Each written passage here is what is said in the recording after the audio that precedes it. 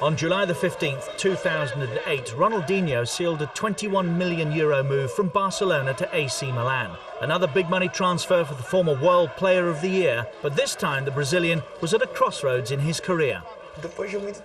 After so much time playing in Spain, I decided I needed a change. I settled upon Milan because the club has one of the best setups in the world.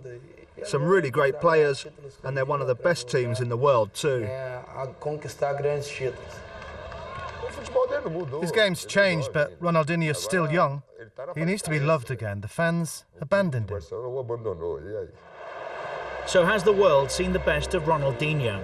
He's certainly won everything there is to win for club and country, but the old inspiration isn't there. Does the once brilliant Brazilian have the desire to prove himself once again? I want to believe that he does. I'm praying he does, because he's a spectacular player. I love watching Ronaldinho play. But my big fear is he's become much more of a showman than a footballer. Ronaldinho, after all, inspired Barcelona to back-to-back Primera Ligas and a Champions League title. It was all down with his familiar, intoxicating inspiration. I think he did so much at Barcelona that people always expect more and more. Sometimes that's just not possible. You can only do so much. You're only human. Ronaldinho, perhaps the most gifted player of his generation.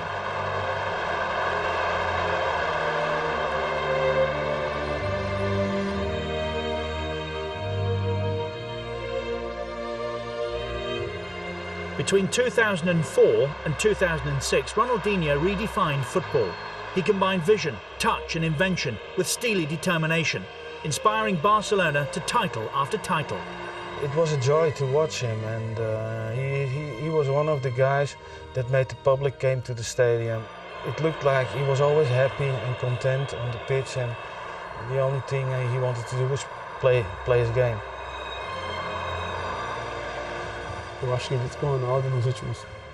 I think that no one has played as beautifully as Ronaldinho in the past 10 years.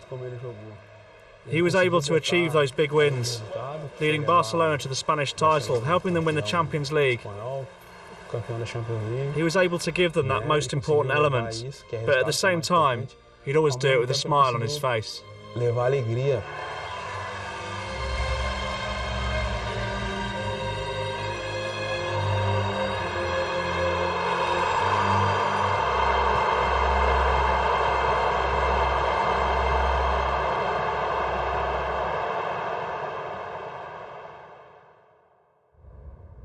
Here in Brazil's southernmost city of Porto Alegre is where Ronaldinho's story begins. Born in the relatively poor suburb of Vila Nova in March 1980, Ronaldo de Assis Moreira seemed destined to become a footballer. Ever since I was a little boy, I've loved playing football. It's a gift that God gave me, and I'm just happy to make a living out of it. A talent for football ran in the family. His brother Assis starred for the local club Grêmio in the early 90s until his career was cut short by injury. Assis was an important role model to his younger brother. Everyone knew about Assis at Grêmio, and he played for Brazil at every youth age group, so everyone knew about him. Just imagine what it was like for Ronaldinho at home, watching his brother do all this. So I think the greatest inspiration was his brother, Assis. Ronaldinho was quick to follow in his older brother's footsteps, playing futsal at Grêmio from the age of 7. Even as a youngster, he showed a precocious talent and soon established himself at the club he supported. For so many years, Grêmio was the beginning of everything. I owe the club a lot. From the age of 7 to the age of 21, it was a great start in football. Were you a fan? I still am today.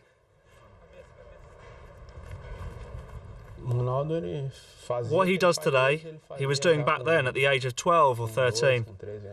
Everyone at Grêmio and in the south of Brazil knew that Ronaldinho was going to be a great, great player.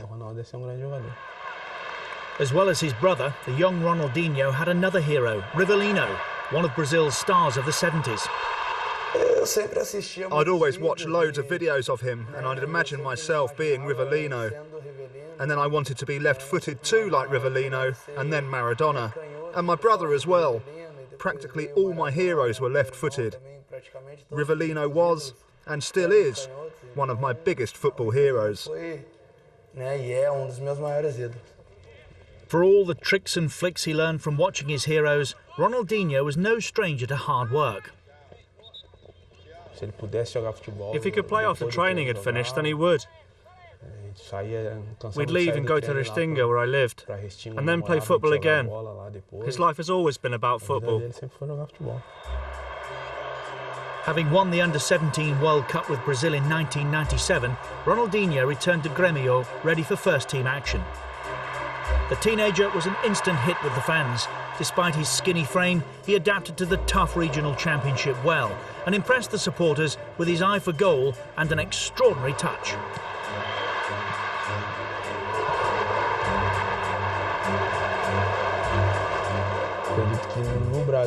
The South Brazilian Regional Championship is the most similar to European football. A lot less fouls are given and it's more aggressive than other championships.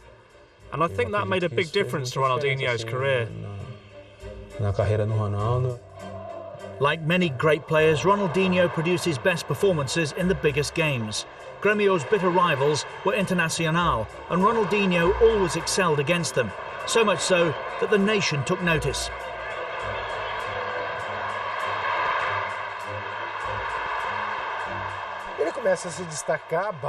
He first caught the eye in the Grêmio Internacional derby, in a regional final, when he famously dribbled past Dunga.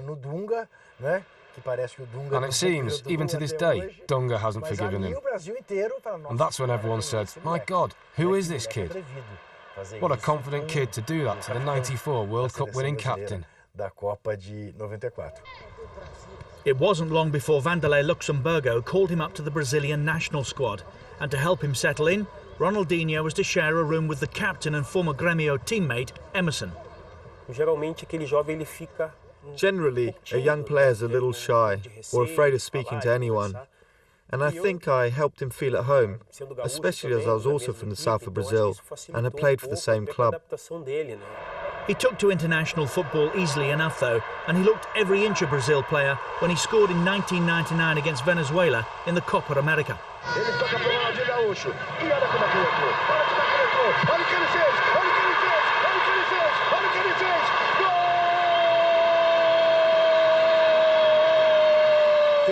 There was that moment against Venezuela when he came on as a substitute and scored that now famous goal. The opposition was poor, but the goal itself was spectacular. Suddenly the kid from Villanova was a star, but perhaps he'd outgrown his southern Brazilian origins. When Paris Saint-Germain expressed an interest, Ronaldinho had to go. I think Ronaldinho is the greatest player to come out of Rio Grande do Sul, and one of the greatest in Brazil. However, I think the region hasn't recognised that fact. The fans turned on their hero though when they learned he'd signed for PSG on a free transfer, taking advantage of the Bosman law. The love affair between Ronaldinho and his hometown club was over. That was more of a fans thing. He was labelled a mercenary because Grêmio did not receive a transfer fee. Because in Brazil we don't have a Bosman law, and in Europe they do. Ronaldinho didn't hurt anyone. He didn't rob anyone. He didn't take money from anyone. He did everything within the laws of the game. These days it happens all the time and no one gets upset about it.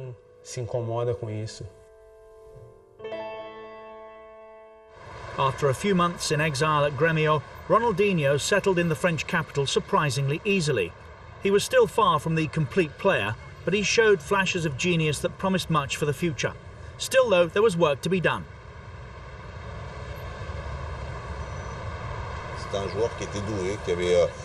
He needed to work to progress. In the first year, he understood this. And in his own mind, he really tried. He had that genius.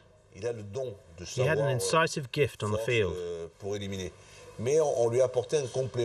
And we, the coaching staff and the fans, were helping him to become even better.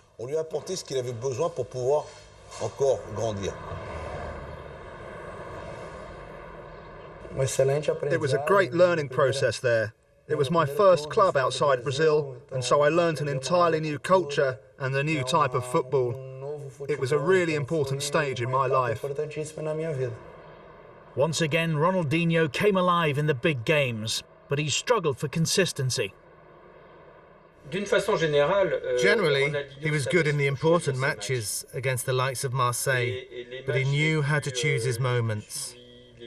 In the big ones, he was very good, but in the others, which were less important, he just wasn't as interested.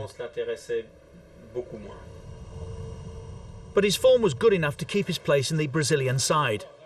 As the 4-times world champions travelled to the 2002 World Cup in Japan and Korea, the pressure wasn't as intense as it might have been. I think we left the country with little faith in us, especially from the point of view of the press and also the fans. We hadn't done well in qualification, but we were always confident and were able to prove people wrong. Without the pressure of being tournament favourites, Brazil were able to express themselves. Ronaldinho played alongside Ronaldo and Rivaldo in an attacking trio, and the youngster blossomed in such celebrated company.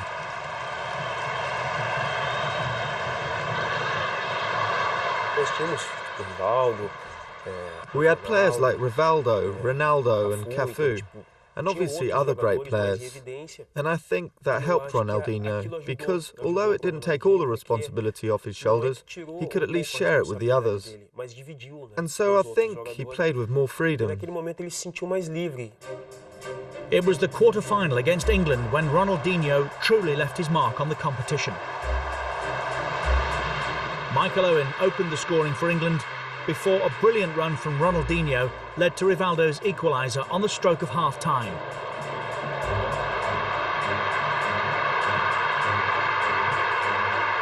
Then 5 minutes into the second half, a stroke of genius from the 22-year-old.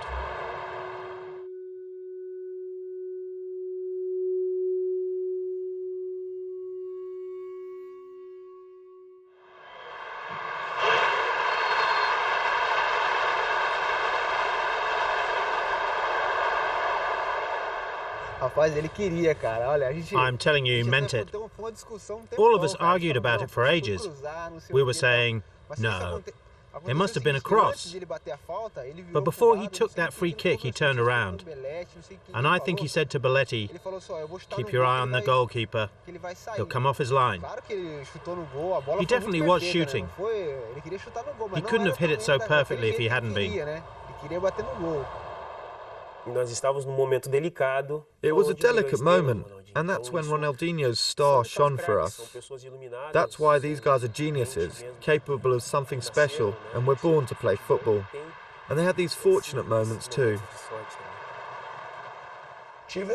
I was fortunate enough to score that fantastic goal and help Brazil win the World Cup. Despite later getting sent off for a foul, Ronaldinho's goal had restored belief to a shaky Brazilian side. Admittedly, he was stupid getting sent off against England, but then he did score that ridiculous goal. And that was in a game where the whole country thought we'd lose, because we thought England were better than Brazil. Brazil never looked back. They overcame Turkey in the semi-finals, which meant they were to face Germany in the final. 2 goals from Ronaldo gave the Brazilians a 2-0 win and a record 5th World Cup. Ronaldinho was voted the tournament's best midfield player. The youngster from Porto Alegre had come a long way. Becoming a World Cup winner was a dream come true. As soon as I started playing football, I'd imagine myself in a Grêmio shirt and then in a Brazil one. And then I'd picture myself winning the World Cup with Brazil, so it really was a dream come true.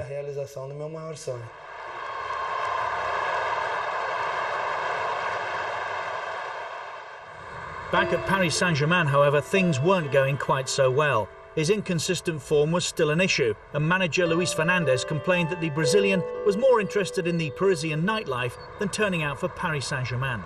Had that World Cup win gone to Ronaldinho's head? When he came back to us for the second year, it wasn't the same. In his mind, he was a world champion. His family were not here. They'd gone back to Brazil and he was alone. So it was difficult for me, for the club and his teammates. Because it was the same Ronaldinho, but it was a different player, which was a shame because we gave him a lot. It was time to move on. Europe's top clubs queued up for Ronaldinho's signature in 2003, and eventually he decided that his future lay in Spain with Barcelona.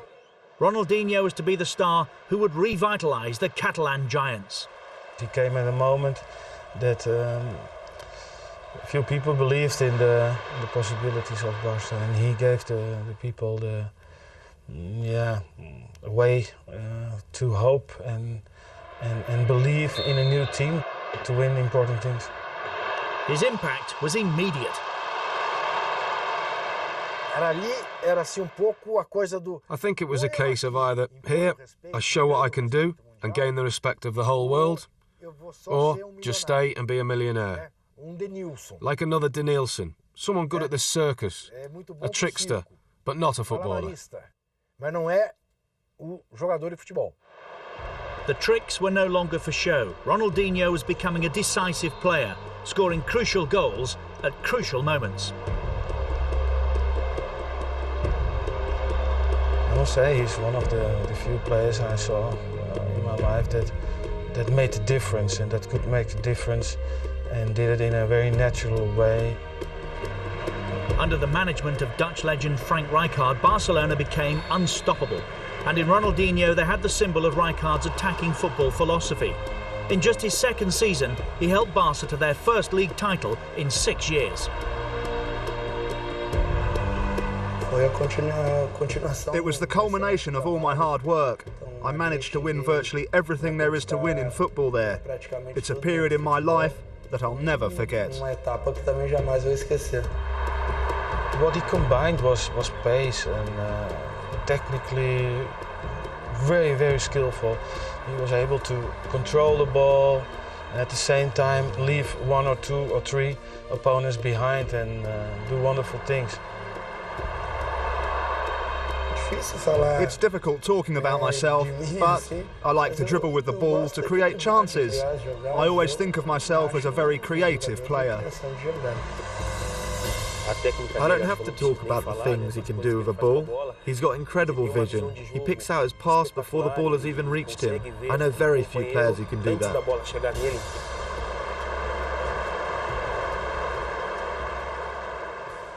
Great player. And if there was one match that encapsulated the genius of Ronaldinho, it came against Real Madrid in November 2005, when he destroyed Barcelona's bitter rivals at their own ground. A month later, naturally, it was Ronaldinho who won Europe's most prestigious individual award. It was a unanimous Ballon d'Or in 2005, and he could well have won another one, but I just don't think he had the discipline. World Player of the Year in 2004 and 5, he then helped Barcelona to a second successive title in 2006. It seemed Ronaldinho had the Midas touch. All the titles were great. The Primera Liga, the Cup, everything I won with Barcelona was significant to me. There was one trophy that Ronaldinho and Barcelona still craved, the Champions League. But 2005-06 was to change all that as the Brazilian inspired his team to play some of the best football Europe has ever seen. I think that was a great period in football. He revolutionised the game. Because since then, more and more technical players have been emerging.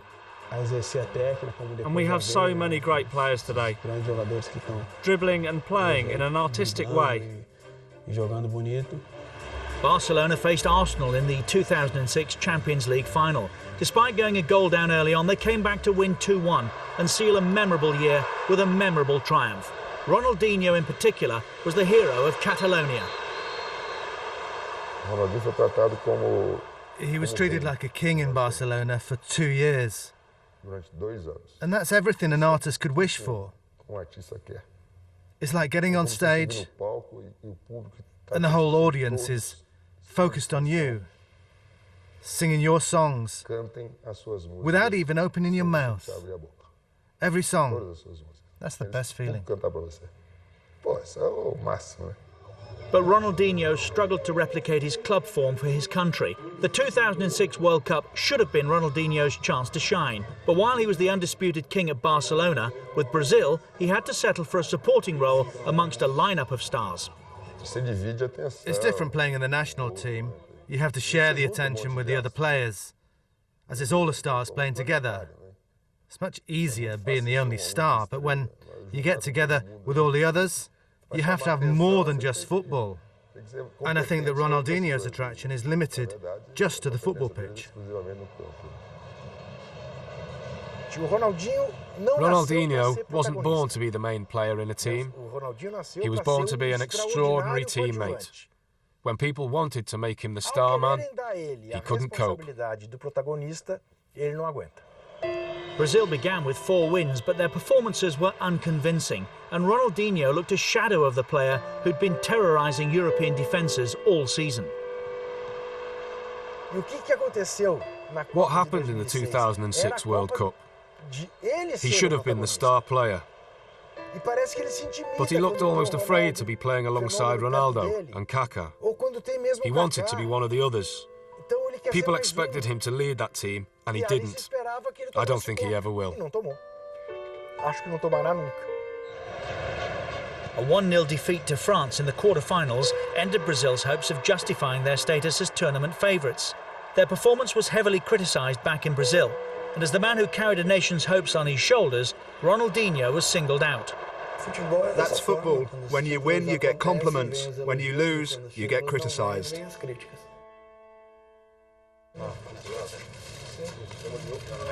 Back at Barcelona, Ronaldinho, the superstar footballer, suddenly appeared far less invincible, more human. Not for the first time in his career, his levels of desire and motivation were called into question. He was great in the first year, the second too. But in the third and fourth years, it was the same story as in Paris. Rijkaard couldn't get him to play. Frank Rijkaard had the same problem as I had in Paris with Ronaldinho. You can't always say it's my fault or Rijkaard's fault.